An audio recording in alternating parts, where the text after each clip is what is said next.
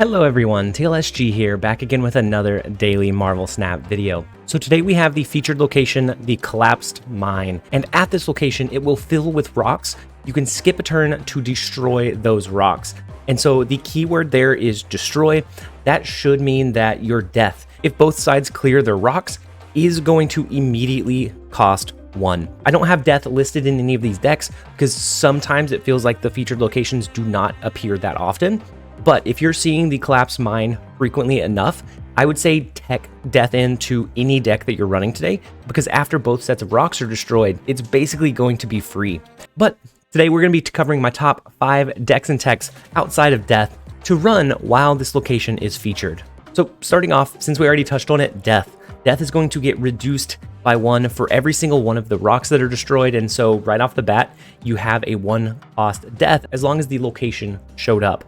Now, featured locations only occur in 40% of games, so it could be debated whether it's worth teching her into decks that she doesn't necessarily belong in, which is why I haven't already done it, but I'll leave that decision up to you. The next tech card that I think is going to be really good today is Sunspot.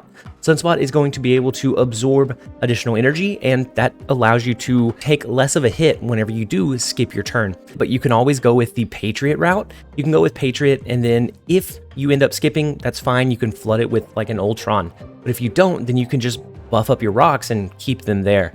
And so you might lean into the Patriot play path. I think it'll be okay, but I don't know if it's going to be the most worthwhile. If you're not already running Patriot, I wouldn't recommend teching this into just any old deck. For the Impatient, if you don't want to wait, if you want to guarantee that those cards get destroyed on both yours and your opponent's side of the board, we have Killmonger. Killmonger is going to guarantee that you can reduce your death down to 1, and so a traditional death wave will probably be very, very strong today.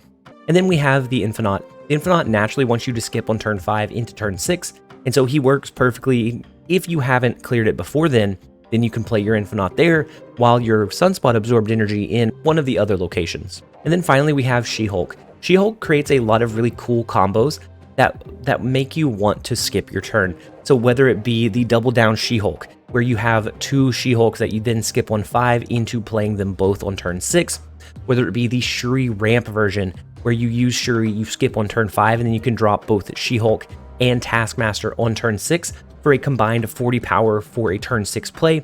Well, she enables a lot of those really cool and really powerful combinations, and so I think she is going to be very useful while the Collapse Mine is featured. So starting off slowly, the first deck that I want to feature and cover is a standard Patriot deck list. This will make full use of your rocks if for some reason you get stuck with them, if maybe your opponent clears theirs before you do and then they throw in armor into the location, which would be pretty cool. But this list is going to allow you to either buff the rocks or fill it in with vanilla cards of your own, and then that way you can buff them up with your Patriot, with your Blue Marvel, and worst case scenario, you can flood the remainder of the board with your Ultron on the very last turn of the game. The second list that I have, and I think one that is going to be very common today, is a Death Wave. It's a Bayro deck that has been adapted for She-Hulk because She-Hulk is phenomenal in this archetype. Now, you could get a little bit greedier. You could take out the Squirrel Girl and you could add in a Moon Girl instead. That way you could try to double down on your discounted death, your She-Hulk. What are you going to do in those games where that location does not appear? And so this is a middle of the ground. If you want to get greedy, take out Squirrel Girl, add in Moon Girl to double down, but I'm going to play it safe and make sure that we can get that trigger and make sure that we can get the death trigger consistently, whether the location appears or not. And the next list is one that was created by Sir Pumpkin that I've never fully featured, but I've tested around with it a little bit. A lot of people have had quite a bit of success with it.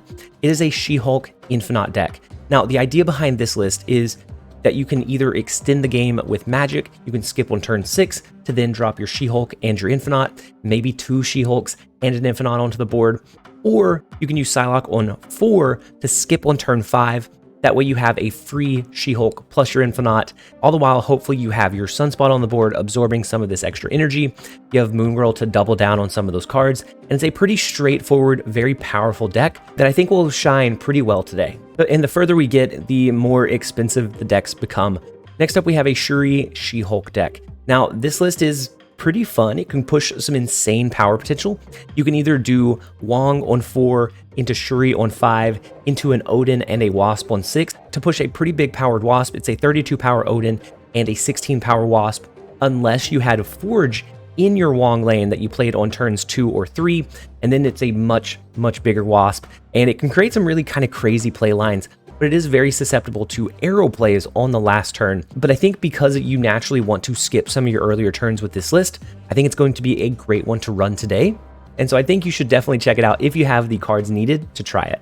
And then lastly, we have a Dracula Ghost Rider resummon deck.